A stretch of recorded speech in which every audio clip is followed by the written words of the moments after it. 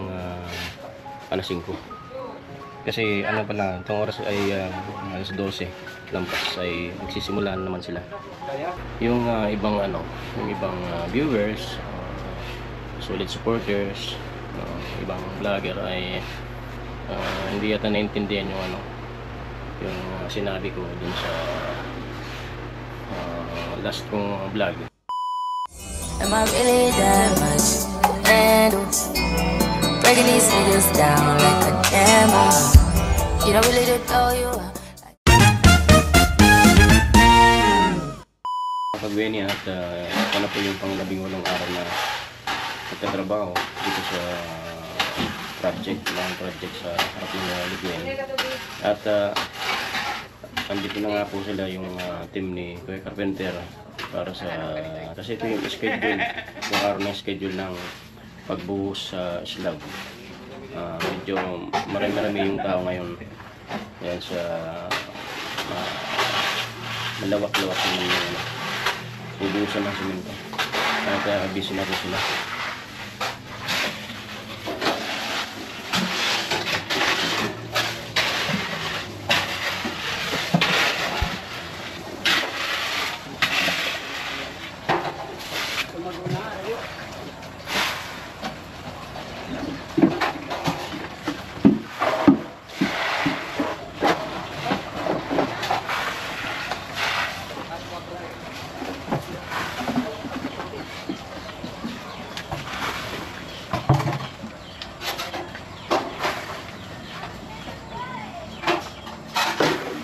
Paliliguan pa yun.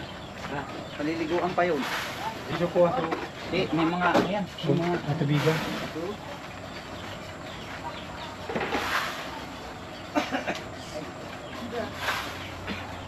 Sobra na nga eh.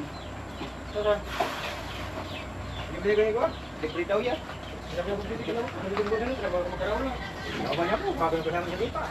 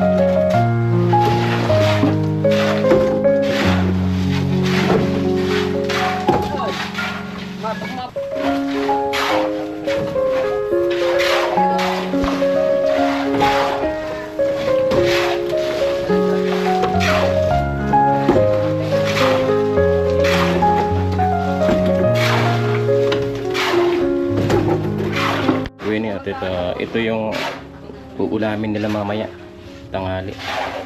Paksiw na pata.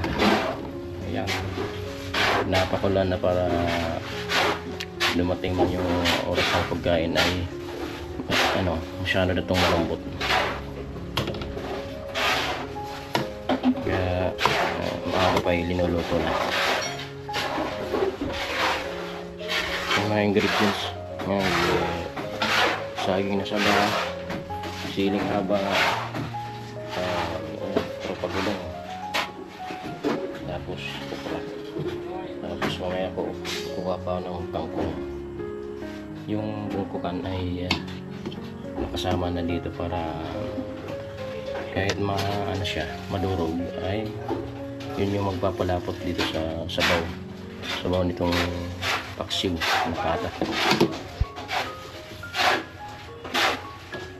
At tinatanggal natin yung bubbles, sebo nitong karne.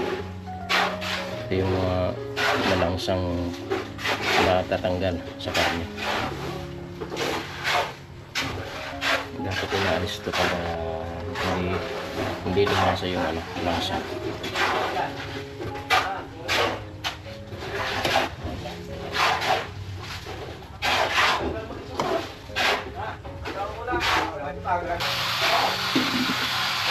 Yan, babalikan na lang natin yung mamaya.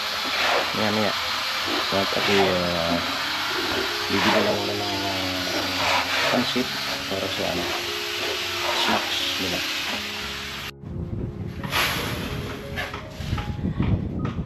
Ngayon pa mga Gwen, at yung biga, yun inunang binubuhusan nila ng semento. At may ibang part ng nabuhusan.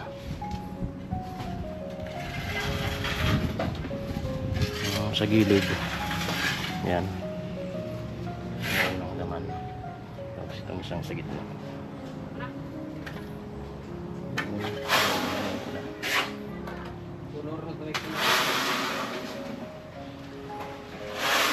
Halo sila ulit.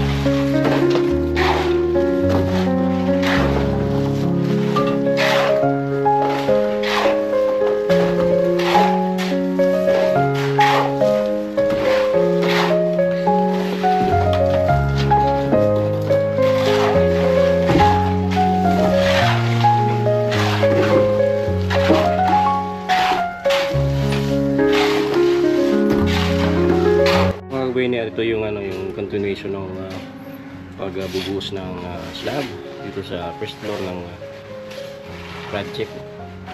project ni Gwen sa harap ng bahay niya. Siguro hindi na ito abutin ng alas 5. Kasi ano pa lang, itong oras ay alas 12 lampas ay magsisimula na naman sila. Kaya? At ito na po yung nabuhusan nila. Yan. Sama yung biga dyan. Kasi ito na yung susunod sa gitna. At nag-iipon na sila ng buhangin, graba, simento. Naka-prepare na sila.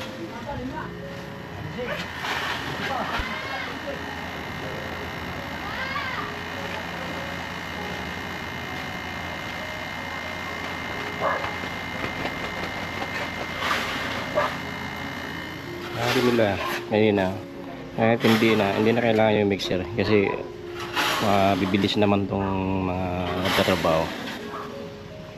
Mas mabilis pa sa mixer kasi yung mixer ilang ano lang yan, ilang punda ng simento at ilang buhangin at graba. Itong ginagawa nila ay pang 10 bag ng simento, tapos ayun ang piniprepare nila. Kung sa mixer ay medyo atrasado yan kasi may limit lang naman yung ininalagay sa mixer. Kaya sabi nung isang trabado, hindi na kailangan yung mixer, ano pa yan, atraso pa yan sa gawain. Yun nga, nakita naman yung trabaho. Talagang siguro kung nagme-mixer sila, hindi ganito yung ano nila, o baka lumampas pa sa tanghali bago sila tumigil. Yan po. At yan na muna po yung update natin ngayon. Mamaya na lang yung iba gawin at abang-abang na lang po sa mga susunod na clip, video clip dito sa nagpapatuloy na paggawa sa mga project dito sa harap ng bahay ni Gwen. A few moments later. Yan yung mga kagwini at andito po ako ngayon sa kwarto ni Colin. Sa ngayon ay yung trabaho niya, work from home. Yung gamit niyang laptop ay pinahiram ng company. At dito siya sa bahay nag-work from 6 to 3 a.m. 6 p.m. to 3 a.m. Yun ang schedule ng trabaho niya. Ang ginagawa niya ay bookkeeping na sa mga taga foreigner, yung nagpapa ayos ng mga records nila. At yun nga po, at pag umaga pupunta siya dun sa dun sa kabilang bahay, dun sa kung saan nakatira ngayon sila Kuya, at nagpapatuloy niya yung tulog niya doon. Kaya ayun nga po mga Benny. At may lang ako, muni-muni lang kasi yung ibang viewers, solid supporters, ibang vlogger ay hindi yata naintindihan yung sinabi ko dun sa last kong vlog. At masyado namang grabe yung reaction nila. At may pangalan pa sila. Wala nga akong sinabing pangalan. Nakakaya naman dun sa pinangalanan nila. Di ba mga Winnie? Ang ano lang yung ko lang doon ay thoughts ko lang yun. At ika nga, freedom of expression. Kung ano yung saloobin ko ay yun naman ang ipinahayag ko doon. At wala namang hindi naman tayo nasa ibang bansa. Kung for the information of the so yung mga nag-comment sa akin ay baka hindi nila alam na nasa Pilipinas pala sila. Kasi dito sa bansa natin ay free kang magpahayag ng kung ano ang nasa loob mo, ang saloobin mo. Freedom of expression, kaya hindi naman yata yan bawal na kanya. At wala naman akong sinabing pangalan. Nag-overact lang naman sila at may sinabi silang pangalan. yun, hindi ko na yun problema kung yun ang nasa isip nila. Pero ako, nag-express lang naman ako ng aking saloobin tungkol sa na-experience ni Gwen dito sa ating bansang Pilipinas, ay hindi po bawal ang magpahayag ng kanyang saloobin dahil malaya tayong bansa. Hindi po ba? Diba kayong mga ano sa akin, yung dalawang commentator doon ay hindi Pilipino. Kaya yun ang sinasabi nila. Saka nga, sabi nga, wala naman akong sinabing pangalan kung sino siya. Iba't pinangalanan nila kung ano yung naiisip nila o nakadamdamin nila. Hindi ko alam.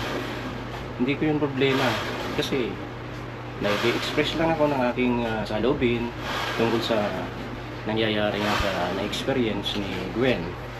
Siyempre, nakaantabi naman palagi kami sa kung anong nangyari sa kanya. Yun nga ay hindi ko naman maiwasan na hindi mag-comment doon sa sinasabi kung pinipinta sa akin ni Gwen kung ano ng kwento. Siyempre bilang magulang ay nag-express din ako ng aking opinion at yung aking saloobin para dun sa kwento na totoo naman kasi hindi naman kami artista para magkunyari sa mag-aarte para lang makaipon ng views para mag-click kasi yung artista nga ganun hindi tunay artista kami, tunay kaming tao, kaya yung ina-express ko ay base yun sa totoong nangyayari o nangyayari Gwen experience niya. At yun nga inaano ko o reiterate dun sa dalawang commentator na nasa Pilipinas po tayo at malaya po tayong magpahayag ng ating mga saloobin kung ano ang gusto nating ipahayag. Basta ba wala naman tayong pinapangalaman. Ako wala akong sinumbit na pangalan. Kaya lang talagang overreact yung dalawang, hindi ko alam kung bata pa sila o matanda na sila kasi hindi sila nakakaintindi. Kung naintindi nila yung sinasabi ko din sa vlog, hindi dapat ganun yung nila, yung reaction. Wala akong magagawa yan kung yun ang pagkakaintindi nila. Kasi iba-iba naman ang isip ng tao Basta ako, ang sinasabi ko, malaya tayong bansa. Kung ano ang gusto nating ipahayag o i-express out, ay pwede. Hanggat wala naman tayong pinapangalanan na kung sino na baka isipin nila tinitira, gano'n. At sinasabi pa nila na sabi ko, pinabahayan na nga kayo, ano pang reklamo nyo? Hindi ko sana sasagutin yun. Kasi hindi ko naman pinangalanan nga yung tao. Ba't napunta doon?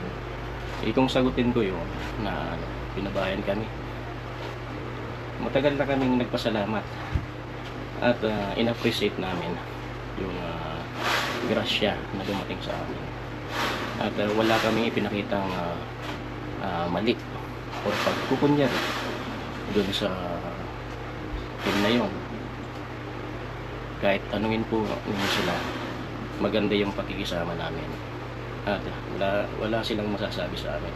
Ewan ko lang kung may galit sa amin doon sa team na yun. Siyempre may masasabi sila na hindi maganda. Basta yun, habang ginagawa itong bahay na ito, nandun yung namin, cooperation at participation dun sa ibang ginagawa. Kung makikita nyo sa vlog, nandun din ako, nag-aakot din ako, tumutulong sa pagkain, walang problema. Kaya Ewan ko lang dyan sa dalawang commentator na yun. Kasi hindi naman nila nakikita kung ano yung nangyayari dito. Kaya dapat huwag silang bitaw ng mga salita. Kasi masama naman yun. Lalo na't may sinasambit na silang pangalan. Ayan. Isa na, manood sila ng mga vlog ni Kuya Noli doon. Kung ano nangyari. Kung habang ginagawa itong bahay. Kasi yun ang nila sinasabi na parang wala kaming utang na loob. Ganun. Matapos napabayan, ganun yung pinagawa. Wala nga ako siya nasambit na pangalan. Sila yung nag-overreact. At ano naman yun di ba? Yung program nila. Program ng Team Wawa yung gano'n, yung Babae Project. Kaya bakit naman kailangan mong singilin itong commentator na to, kailangan mong singilin ng utang na loob yung mga ibinigay o naibigay nila na parte nga yan ng program nila, charity work, at yan ng sponsor. Kung wala yung sponsor, wala namang magagawang project. Kaya hindi ko maintindihan tong dalawang commentator na kung totoo ba silang Pilipino o sila, foreigner na natuto lang magtagalog. Kaya ganun yung sinasabi nila. Hindi naman nila alam kung ano talaga yung tunay na nangyayari. Kaya dapat huwag silang magsalita kung ano-ano. Mahit yung ba, dapat ba talaga pagbayaran yung ginawa.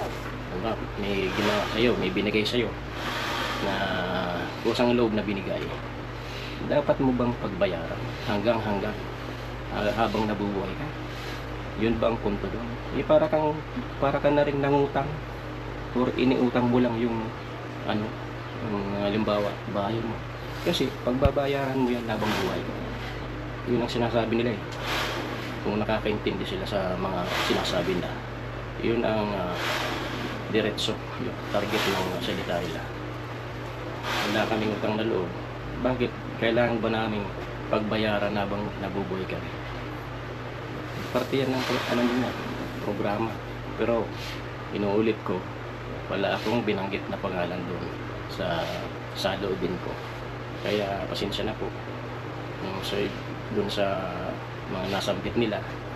Kasi kung magre-react sila or kung i-accept nila yung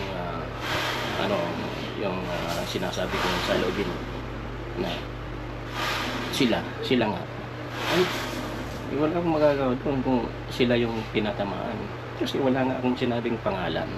Yun nga, kaya may problema ata itong dalawang commentator na to. Hindi sila marunong umintindi sa loobin at freedom of expression. At dito tayo sa bansang Pilipinas kung saan malaya kang magpayag ng sa loobin mo. Wala ka namang tinatapakan na tao.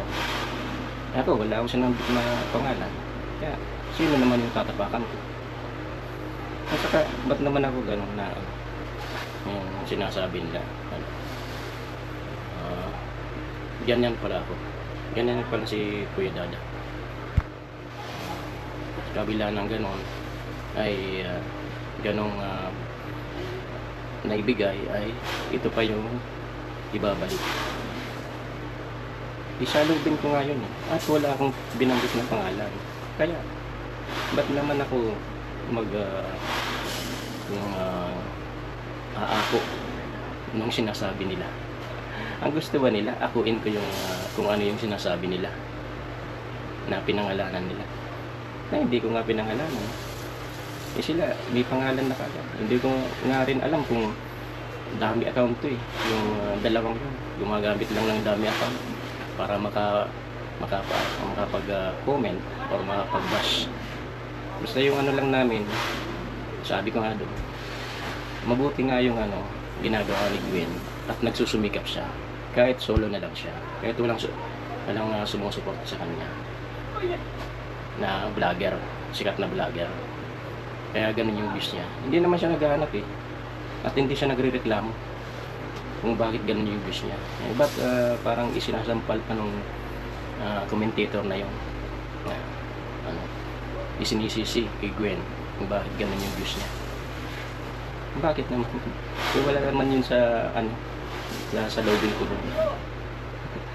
Wala yun. Kasi sabi ko nga, mas mabuti nilang nagsisikap para ipakita ni Gwen dun sa mga hindi sumuporta sa kanya na kaya niya.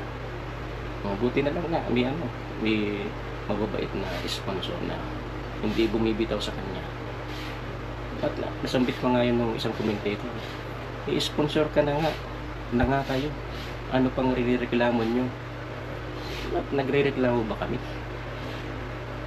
Kaya ito nga sasabi ko hindi nga nakakaintindi yung dalawang commentator na yun. Hindi ko nga maintindihan kung matanda na sila o wala pa sila sa edad. Kaya ganun yung sinasabi nila.